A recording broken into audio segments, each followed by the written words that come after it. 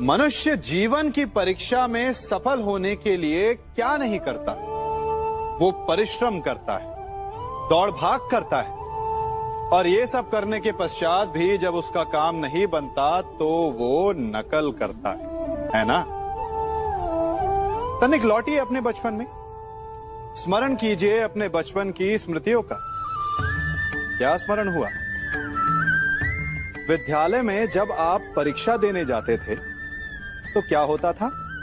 आप ना सही, परंतु कोई ना कोई सफलता पाने के लिए नकल करता ही था और उत्तीर्ण भी हो जाता था, है ना? परंतु जीवन की परीक्षा ऐसी नहीं होती। नकल करने वाला सफल नहीं होता।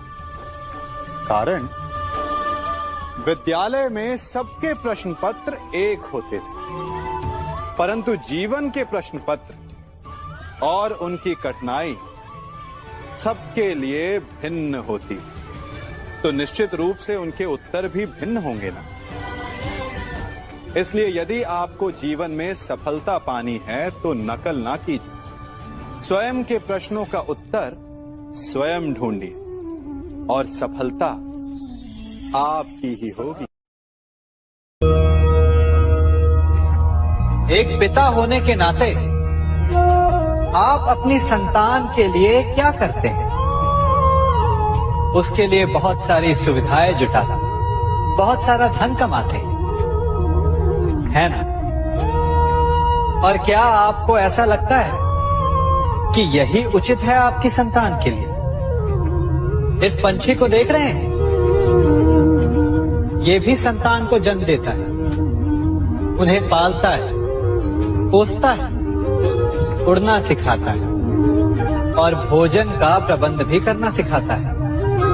परंतु उनके बड़े हो जाने के बाद उनके लिए अलग से घोंसला नहीं बनाता।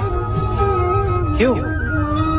क्योंकि यदि इसने संतान को सब कुछ करके दे दिया तो संतान क्या करेगी? वो अपनी संतान को तब तक भोजन कराता है जब तक उसकी संतान स्वयं भोजन का प्रबंध करने में सक्षम नहीं हो जाता। और उसका लाभ ये मिलता है कि उसी की भांति उसकी संतान आत्मनिर्भर बनती है। इसलिए अपनी संतान को उतनी ही सुविधाएं दें जितनी आवश्यक है। मोह को त्यागें। आपका उनसे मोह उन्हें कभी आत्मनिर्भर नहीं बनने देगा। अपनी संतान को कर्म करना सिखाइए। यदि आपके संतान कर्म करना सीख गई तो वो धन स्वयं कमा लेगी, और यदि वो आलसी अकर्मण्य बन बैठे तो आपके संचित धन का भी नाश कर देगी।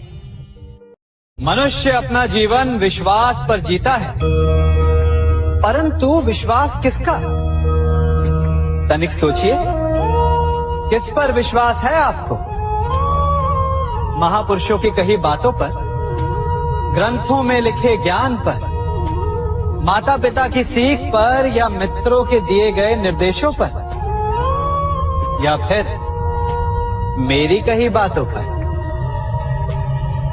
ये सब विश्वास अपूर्ण है जब तक आपको स्वयं पर विश्वास ना हो। यदि विश्वास करना है तो पहले अविश्वास करने के विज्ञान को भी सीखना चाहिए। आप किसी की बातों पर विश्वास न करें। आप अपने मन से पूछें, अपनी अंतर आत्मा से प्रश्न करें, और जो उत्तर मिलेगा वही सबसे उचित होगा। जब आप अपने मन, अपनी अंतरात्मा पर विश्वास करना सीख जाएंगे तो नीति ज्ञान सब आपके भीतर से स्वतः उमड़ेगा।